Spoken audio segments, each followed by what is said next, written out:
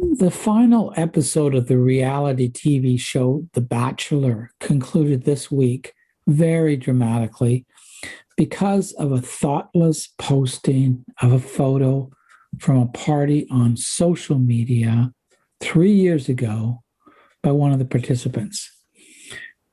The Bachelor is a popular TV show in Canada and the United States where a good-looking man dates a group of good-looking women to see if he wants one of them for his wife. The prize is matrimony and a happy life ever after.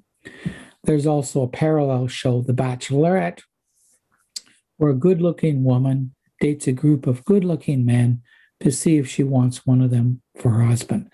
The prize is matrimony and a life happy ever after. The men and women on this reality TV show are all very attractive, but they haven't been successful in creating stable romantic relationships.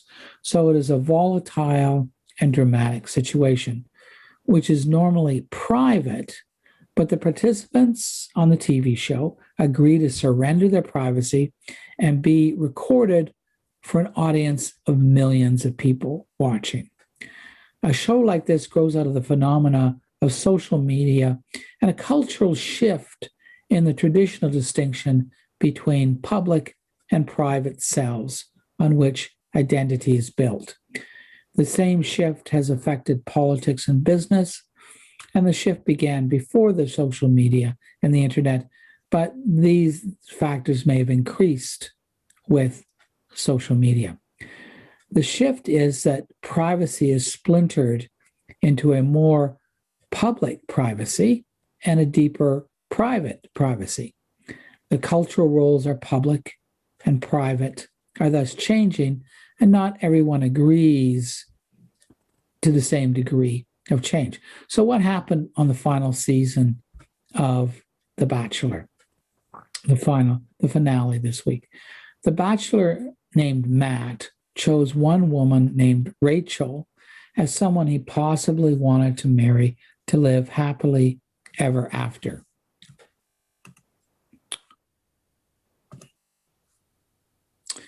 And she agreed. She wanted to live happily ever after too.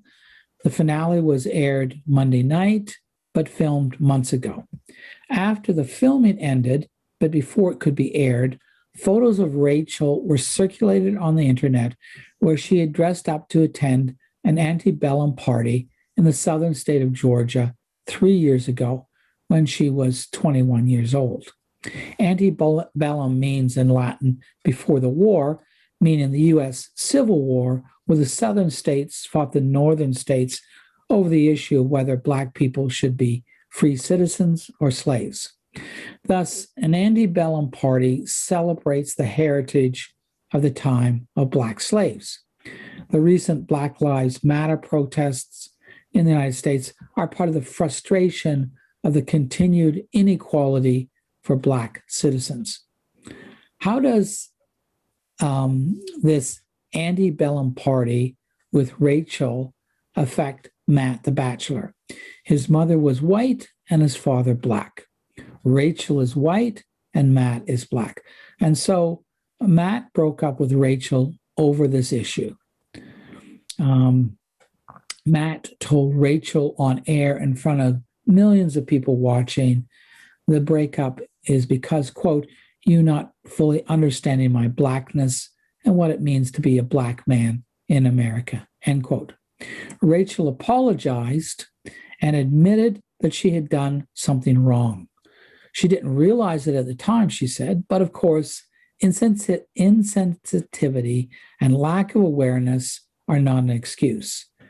And they indicate a limitation in her character that Matt could not live with. Rachel should have known the racial implications of what she did going to the antebellum party, particularly since she was now entering into a relationship with a man deeply affected by these things. The longtime host of the show, Chris Harrison, has stepped down because he tried to defend Rachel on social media about the photo of the antebellum party that happened 3 years ago. He said during an interview over the controversy that people should have compassion for Rachel. His defense was essentially excusing what she did 3 years ago and thus repeating the offense. So Harrison became unemployable for the TV shows because his public identity was damaged and he would taint the brand. In the last few years, the number of public figures who became unemployable or unelectable because of how their private beliefs and private actions damaged their public identity and tainted their brand in business and politics.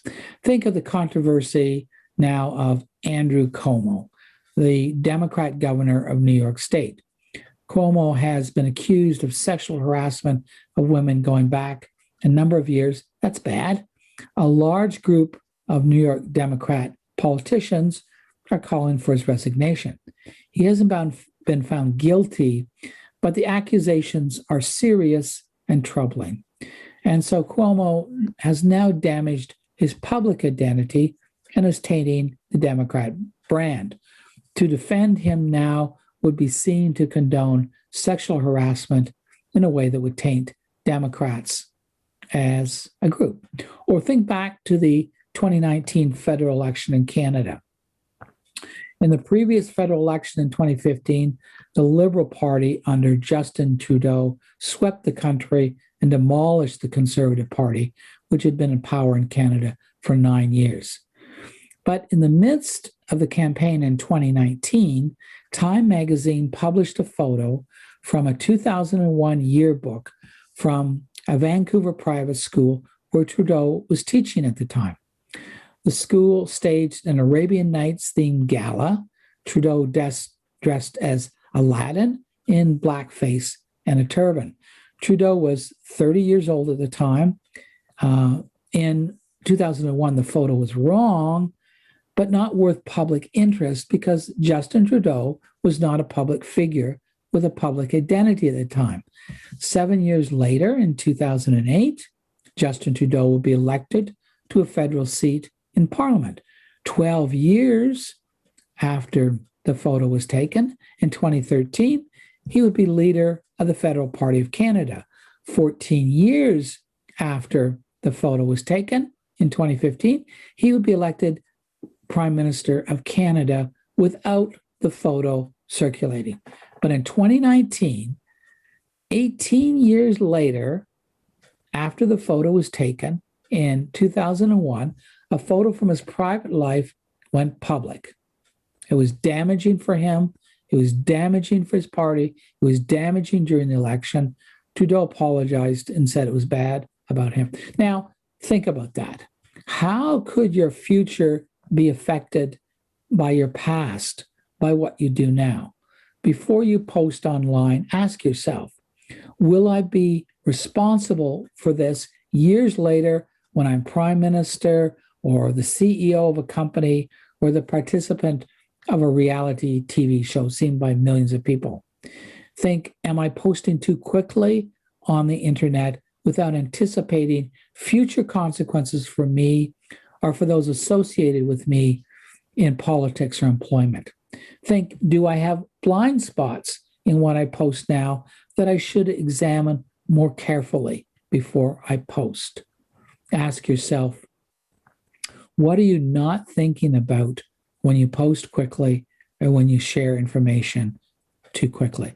That's a question about the future that people don't often ask themselves because they don't see what the consequences will be years later. The point is first that professional communication requires a professional character and a professional identity with a sense of professionalism and ethos or ethics. That was one of the issues in the assignment in this course of the bad news message about layoffs. The message required diplomacy, ethos, and a sense of corporate social responsibility for employees. How you communicate the message is a reflection of your character. So ask yourself, what is your professional identity now. The second point is that the old separation between a private life or a private identity and a public life and a public identity is no longer as distinct as it once was. A contradiction between a private identity and a public identity can be destructive to a professional career or a political career or a business career. Ask yourself, what is the effect on you now of a blurring between your public self and your private self? Or what's the effect on you of a contradiction between them? Third point, your identity in a professional context is also your personal brand. How you are identified in a professional context establishes how you are credible and trustworthy and how you are employable. That is how you sell yourself. That's how you acquire the ability to influence others. And that's why you are employable. Employable in the worlds of politics and business. Bear in mind that your personal brand may merge with the company brand when you're employed or the political party. You acquire a facet of your identity in who you are employed by or what political party you represent. So ask yourself, how is your personal brand affected by employment? And this leads to the obvious tip. Don't fake an identity for yourself. Don't fake an identity for yourself in a job application, in private or professional. So I've been talking about identity. What is identity? Identity comes from what is observed in the action and behavior of an individual and how it combines as a whole. Identity is also the outer elements of an individual that are seen and expressed, and the inner elements of an individual that may be hidden. These inner elements of identity that can be hidden, they can be positive in some terms, such as freedom, the freedom you have to do things in private, but negative if the inner elements contradict the outer elements and create a tension between them. Also, the outer elements can be manipulated or falsified into a persona that does not accurately reflect the inner person. Now, in groups, individuals typically suppress parts of themselves to be socially acceptable for the sake of the harmony of the group. That's just social intelligence. Then the group can function better that way. Individuals then don't express any stray thought or impulse that crosses their mind. But that suppression can also be negative and damage the individual. Consider, for example, hidden gender identity that at times in history helped protect the individual, but also, and particularly now, is seen as oppressive and damaging to hide that gender identity. I've been talking about privacy. And so what is privacy? How do we understand privacy, the need for privacy, how it is a right when you lose the right of privacy? How do you define and explain privacy? We can't assume that our sense of privacy is how privacy has always been. We can see that different cultures in different periods of time have had different senses of privacy. The sense of privacy we see varies from location to location, from relationship to relationship, from person to person, from individual to individual.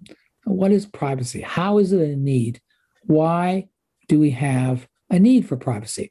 So asking those questions, what the answer we get is that privacy can be seen as a function of keeping secrets to form identity, self, individuality, and for the security and protection of the self. For privacy, you need consciousness and self-reflection. So if I work on a fuller definition of privacy, I might come up with something like this. Privacy is a psychic factor of balancing the self against the outside world in terms of physical closeness, emotional closeness, visibility, communication between people, and the revelation of interior states. Privacy is a sensitivity to the boundary between self and other. It's about solitude and social relations. So privacy in this sense is a function of keeping secrets to form self-identity, individuality, and the security and protection of the self. And like I said, the boundaries of privacy vary from person to person, situation to situation, culture to culture. Let me give you an example. If you had a normal sense of the zone around yourself, that is a sense of a private zone around yourself, and you don't like people to get too close to that and invade that physical privacy, that's typical in human beings, and you may have that sense of it. But then let's say you get on a crowded subway in a city somewhere with a light rapid rail, and in that situation, people are packed together, and you can't have that space, but you accept that. You are very close to people. Normally, you wouldn't allow a stranger to get that close to you. A family member you would. A stranger on the subway, that's a different situation, and you just accept that zone of privacy around you has to adapt to the situation. Aside from the physical aspects of privacy, that is distance and being seen and visible, privacy is a sort of freedom to be yourself when you are alone or with a partner. People feel stressed when they're exposed to certain types of scrutiny. They feel stressed by loss of privacy. They feel they are changed by who's observing them. They feel they're changed by their consciousness of being observed. So because of all this, because privacy is so essential to be human beings, privacy is also a human right and a legal right. There are laws in countries like Canada that protect privacy. In Canada and other countries, people can be charged under the laws for violating the privacy of an individual. Privacy allows a person to do what preserves a sense of the individual's self and identity, but it can also be used to deceive others. Privacy is a freedom, and a loss of privacy can be felt as a loss of freedom where the person comes under the control of others. For example, citizens can be controlled in a totalitarian state by being forced into conformity just by being observed. George Orwell, a writer, predicted this kind of totalitarian state in his novel 1984, which was published in 1949. In the novel, the government, the totalitarian state, has the technology to secretly observe and control citizens by watching them through their TV screens. The citizens thus lose their private self and would never know when their private lives are being observed. Since they don't know when their private lives are being observed, they always have to behave in private as though they're being observed, as though they're being the kind of citizen that the state wants and thinking and behaving how the state wants. And so then just by the idea that they could be observed, they are being controlled. Now, Orwell wrote this novel well before the internet, computers, and digital technology, which allow the behavior of citizens to be observed.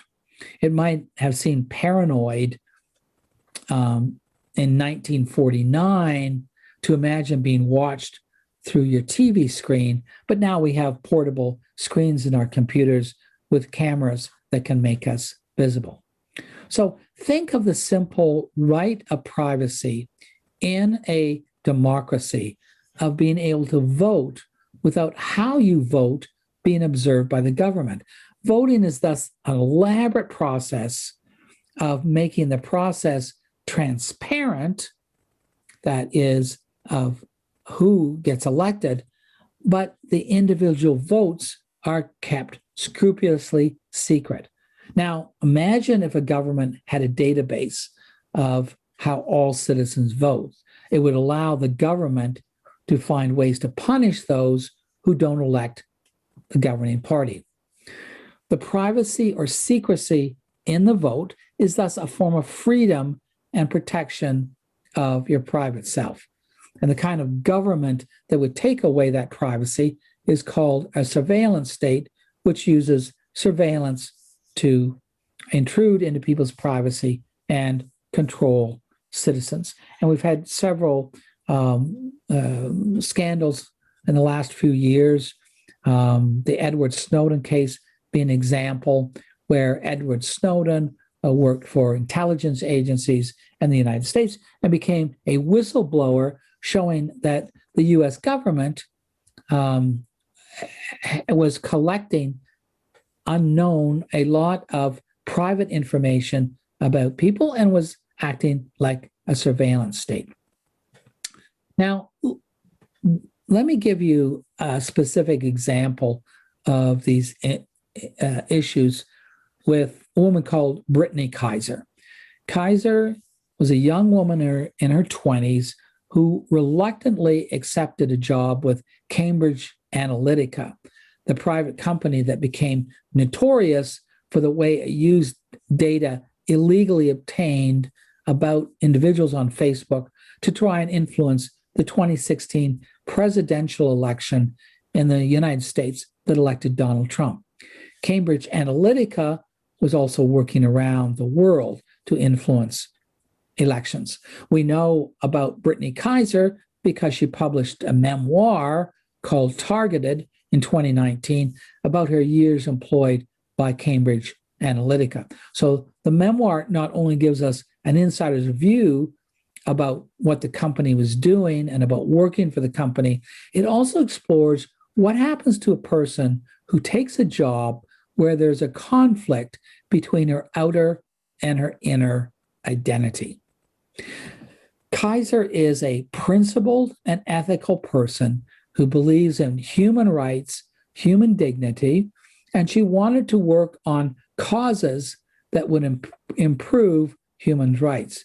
Politically, she was a liberal or a supporter of the U.S. Democrat Party, and she worked to help elect Barack Obama. She was reluctant to work for Cambridge Analytica because the company was being paid to work to help elect Republicans such as Ted Cruz, Texas Senator, and Donald Trump.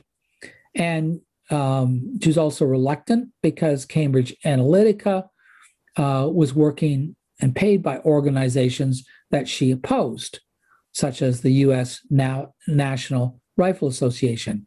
The company didn't feel ethical to Kaiser, but she needed a job and her family was in financial trouble. She believed she could have two separate identities, a public identity working for Cambridge Analytica and a private identity in opposition to a public identity. She changed her public identity to be compatible with working for Cambridge Analytica and tried to have a separate, hidden private identity. To those who knew her in private, she hid that she was working for the company. So even her private identity was becoming a deception. And for the clients of Cambridge Analytica, she hid a private identity. She also deceived herself to some extent about working for the company. She either tried to consciously ignore what she didn't like about the company, or just didn't question what the company was doing so that she could remain in the dark and so that she could ignore the contradiction between the person she became working for the company and the person she wanted to be. When the Cambridge Analytica controversy blew up, she was trapped by the contradictions in herself that she was living.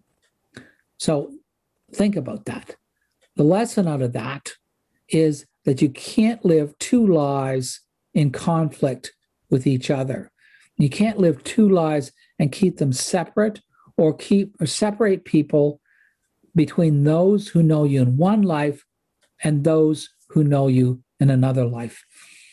And those questions and that situation has ramifications in terms of your employment, in terms of the jobs you accept, the employer you want to work for, and your sense of the relationship between your public self and your private self.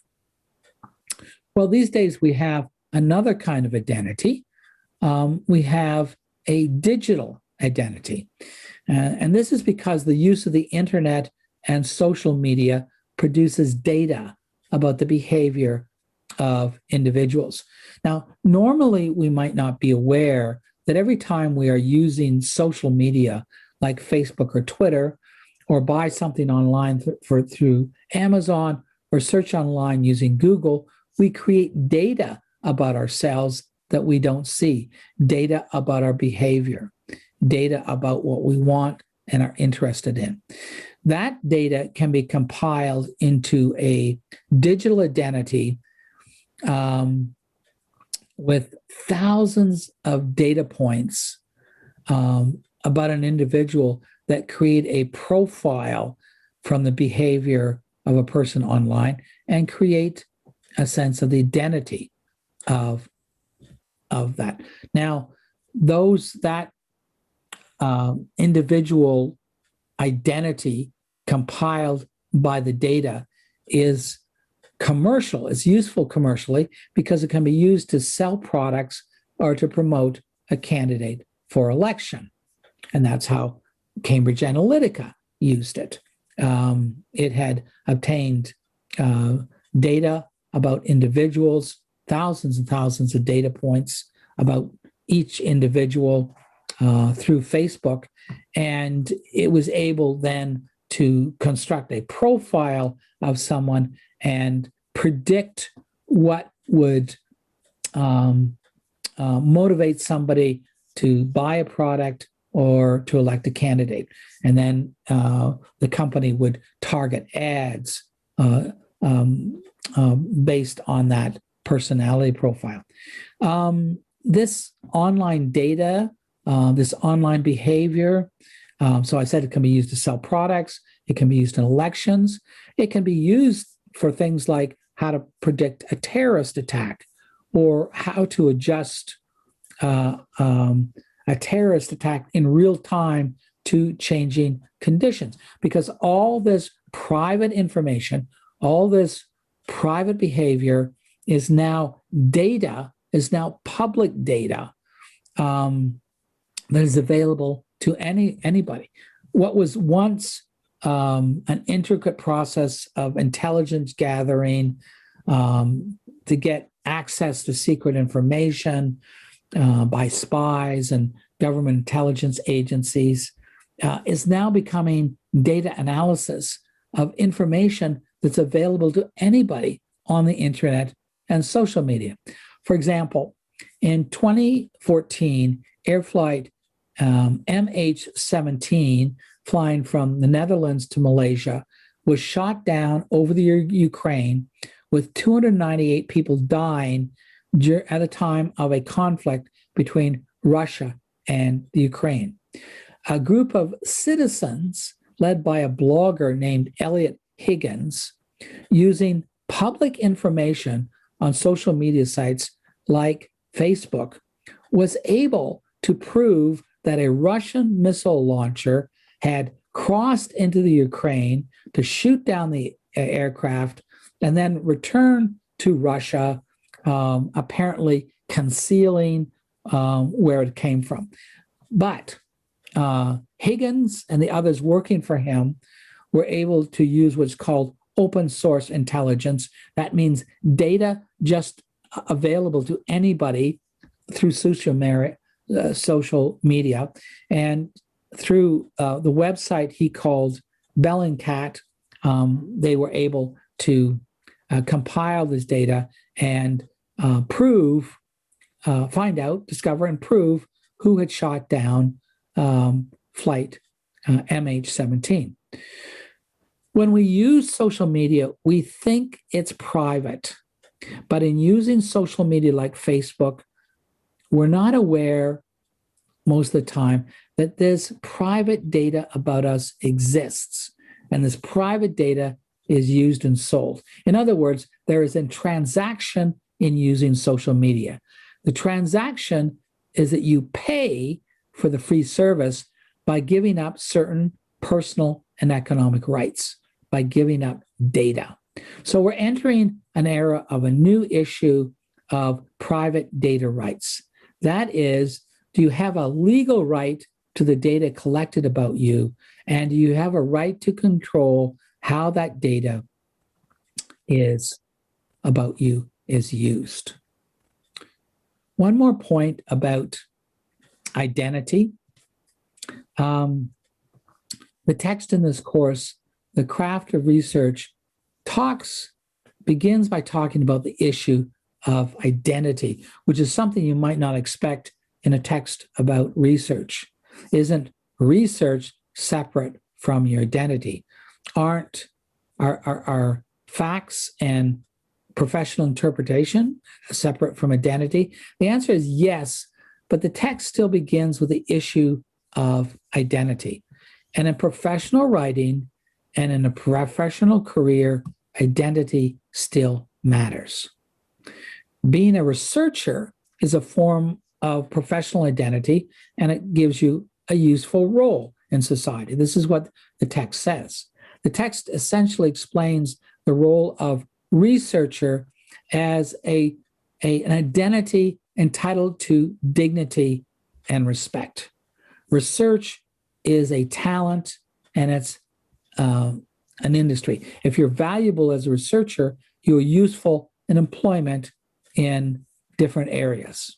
And the text defines research as answering a question that solves an important problem. I said at the beginning of this course that you should feel better about yourself sitting in a class in this university learning this subject: professional communication, critical thinking. You have an important role in society, although there may be those in society who don't appreciate the importance of that role. The role is to be a good researcher. And now you see that being a good researcher means multiple things. Being a good researcher means having good technical skills in research and being good at critical thinking and analyzing. But being a good researcher also has an ethical dimension. It means having intellectual integrity in how you use information and how you communicate. So, as I've said, this course in professional communication, which is also a course in professional thinking, how to analyze, how to use critical thinking, it may feel like going into a new frontier to find information that has not been discovered before.